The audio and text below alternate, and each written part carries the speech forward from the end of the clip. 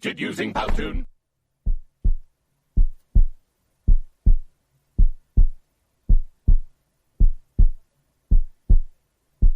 El pulso es la sensación táctil de expansión de la arteria dada gracias a la contracción del ventrículo izquierdo durante la sístole. Las características del pulso corresponden a la frecuencia o las pulsaciones, que es el número de latidos que realiza el corazón por un minuto, o el número de contracciones que realiza el ventrículo izquierdo durante la sístole en un minuto. Este oscila en un intervalo normal de 60 a 100 latidos por minuto. El ritmo es el espacio de tiempo que separa un latido del otro y siempre se da en intervalos. La amplitud es el diámetro que corresponde al vaso sanguíneo y la intensidad es la fuerza y la magnitud con la que se expande la pared. Esta puede ser débil, normal o fuerte. Hay que recalcar que la pared arterial es elástica y conforme avanza la edad, esta se va volviendo más rígida. La simetría es un ejemplo de cuando se toma el pulso en el brazo izquierdo y se lo compara con el pulso del brazo derecho, este no debería tener una variación mayor de 20 milímetros de mercurio en la sistólica y 10 milímetros de mercurio en la diastólica. Si hay una variación mayor a esta, significa que hay una patología. Las patologías del pulso se clasifican de acuerdo a sus características. En cuanto a la frecuencia, se pueden encontrar dos fenómenos: la taquiasfigmia, que es cuando el pulso es mayor a 100 latidos por minuto. Esto puede ser causado por anemias agudas, hipersimpaticotonías, periodos febriles, entre otros. Y por otro lado, la bradisfigmia, que se interpreta cuando el pulso es menor a 60 latidos por minuto y se produce en casos como bloqueos cardíacos, hiperestimulación del vago, entre otros. En cuanto al ritmo, las patologías se presentan como arritmias, las cuales evidencian un pulso irregular y sin un patrón estable. En este caso encontramos patologías como la fibrilación auricular, presencia de extrasístoles o contracciones prematuras, y pulso bigeminado, en donde se dan 2 latidos seguidos, una pausa larga y otra vez 2 latidos. En la amplitud, las patologías pueden darse por una amplitud aumentada, como en el caso de la insuficiencia aórtica, eretismo vascular, hipertensión arterial sistólica, anemia, entre otros, o de manera reducida en casos de estenosis aórtica, mitral, shock, hipovolemias, entre otros. Y en cuanto a las características de la pared arterial, lo más frecuente es que ésta puede estar dura, sinuosa e irregular en casos de arteriosclerosis o por una hipertensión arterial esencial. En este apartado vamos a revisar los 10 puntos anatómicamente diferenciados en donde podemos palpar el pulso, tomando en cuenta o recordando que el pulso es una sensación táctil del choque de la sangre en las paredes de los vasos sanguíneos en cada sístole. Por lo tanto, los 10 puntos diferenciados cefalocaudalmente en donde podemos obtener este pulso o donde mayormente se suele tomar el pulso es en la arteria temporal, axilar, humeral, radial cubital, femoral a la altura de los miembros inferiores, tibial anterior y pedia. Recordad que el pulso se debe tomar o se debe palpar con los 3 dedos medios, índice, medio y anular, con los pulpejos de los dedos presionando sobre la superficie en donde queremos palpar el pulso. A continuación vamos a revisar los 10 lugares o puntos anatómicos principales en donde podemos palpar el pulso, además de incluir las referencias anatómicas. Vamos a ver. El primer punto cefalocaudalmente en donde podemos identificar el pulso arterial será en la arteria temporal a altura del hueso temporal en el cráneo, que está siguiendo el trayecto del pabellón auricular, el cuero cabelludo a altura de la patilla. De esta manera podemos identificar el pulso recordando con los 3 pulpejos de los dedos presionando sobre esa superficie.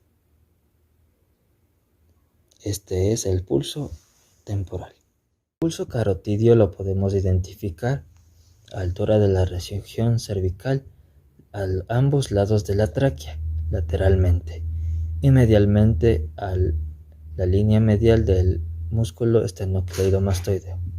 De esta manera podemos palpar y presionar en esa superficie para identificar el pulso carotidio.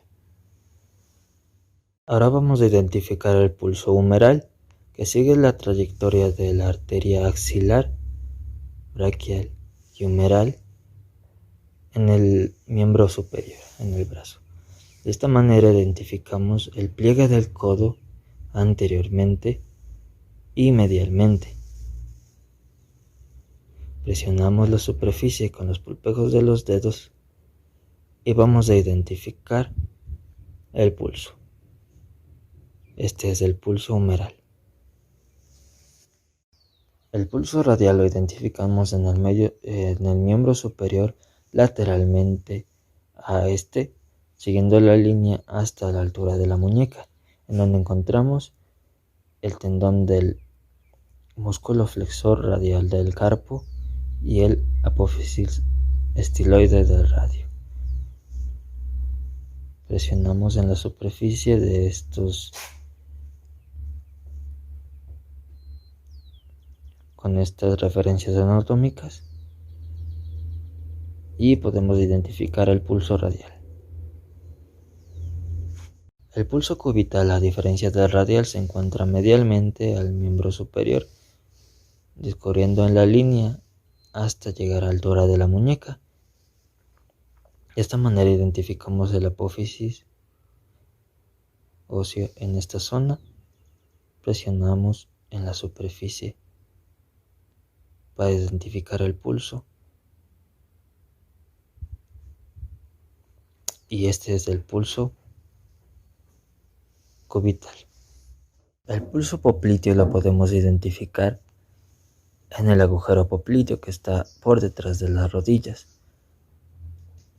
Este puede realizarse de manera bimanual, es decir, con las dos manos, para facilitar identificar el pulso. El paciente se puede encontrar en decúbito dorsal o, en este caso, en decúbito prono. Presionamos sobre la superficie lateralmente hasta donde estarían ubicados las superficies óseas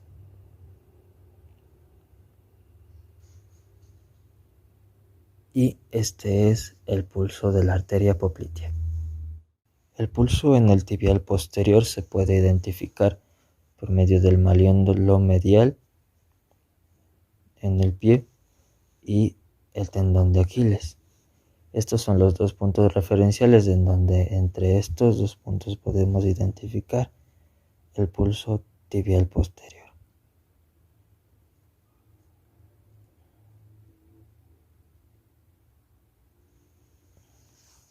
La arteria pedia la podemos identificar en el dorso del pie, lateral al tendón del extensor del ortejo del dedo mayor. De esta manera le identificamos presionando sobre la superficie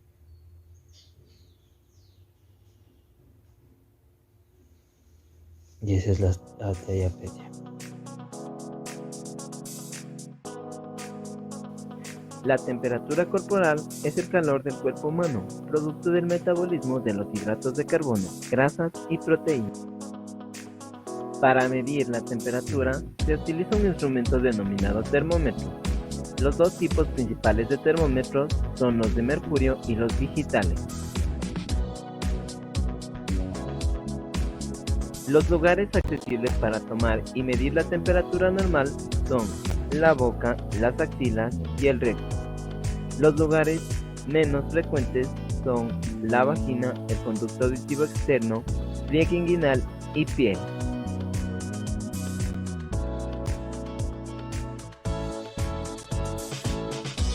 En la previa colocación del termómetro, agita el termómetro por un momento, ya que su columna de mercurio debe ser de 35 grados centígrados o menos. En la boca se debe colocar el bulbo bajo la lengua y cerrar la boca. El paciente debe respirar por la nariz y utilizar los labios para mantener el termómetro bien fijo en su lugar. Deje el termómetro en la boca por 3 minutos. La medida normal es de 36.8 grados centígrados en el día y 37.3 grados centígrados en la tarde. Coloque el termómetro en la axila. El paciente debe presionar el brazo contra el pecho. Espere 5 minutos antes de leerlo. La medida normal es de 36.6 grados centígrados en el día y 37 grados centígrados en la tarde.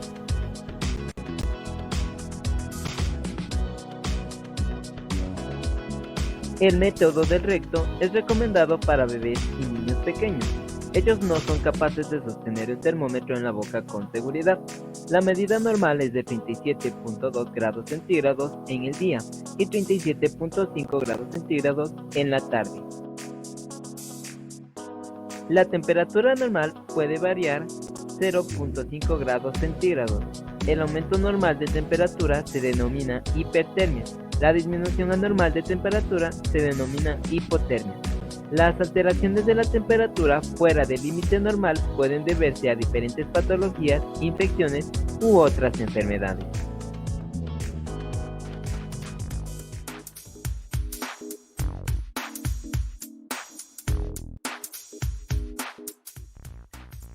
La frecuencia respiratoria es el ciclo respiratorio que comprende una fase de inspiración y otra de expiración.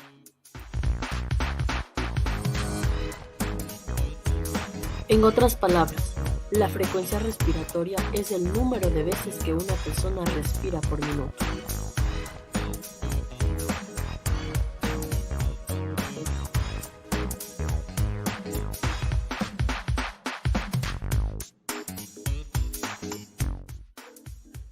Podemos examinarla mediante inspección y palpación.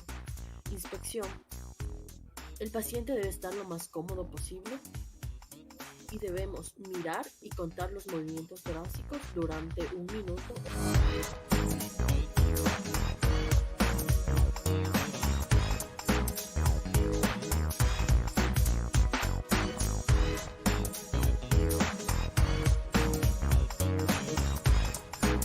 Palpación. Se coloca la mano sobre el epigastrio del paciente y luego se cuenta el número de ciclos respiratorios que suceden en 1 minuto.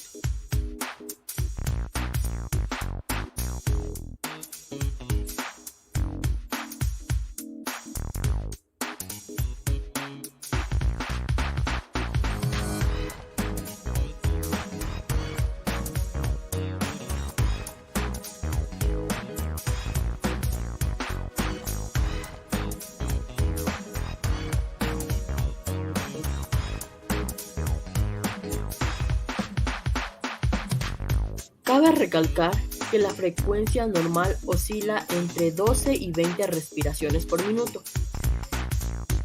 Llamamos taquipnia a todo lo que pasa de 20 y braquipnia a todo lo que es menor de 12.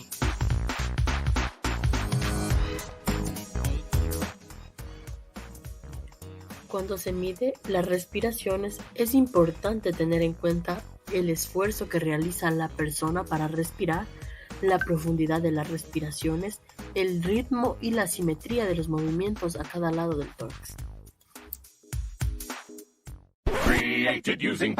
Para la toma de la presión arterial, el paciente tuvo que haber evitado actividad física, fumado o haber ingerido cafeína y alimentos por lo menos 30 minutos previos al procedimiento.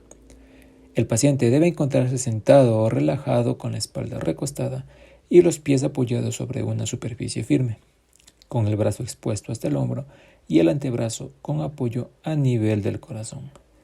Al colocar el tensiómetro, primero debe localizarse la arteria braquial y colocar este alrededor del brazo, 4 centímetros por encima del pliegue del codo. El tensiómetro debe ser del tamaño adecuado para cada persona. Uno pequeño puede sobreestimar la presión arterial, mientras que uno demasiado grande puede subestimarla. Asegúrese que el tensiómetro quede ajustado, pero que permite deslizar 2 dedos entre este y la piel. Tome la pera con la mano derecha y con los dedos índice y pulgar manipule la perilla de escape.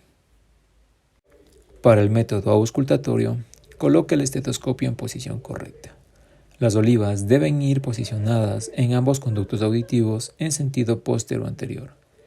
Coloque la membrana del estetoscopio sobre la trayectoria de la arteria braquial a nivel del pliegue del codo. Nunca la coloque debajo del brazalete.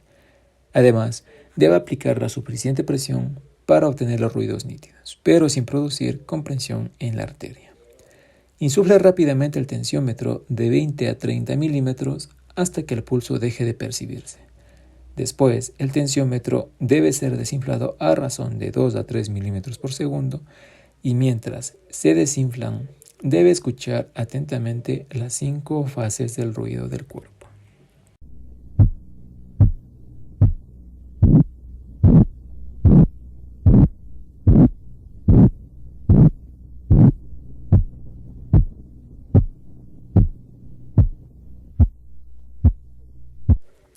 Para asegurarse de que alcanzó la presión arterial diastólica, debe continuar desinflando el tensiómetro 10 milímetros luego de la fase 5. Después de esto, debe desinflar rápidamente el manguito hasta llevarlo a 0.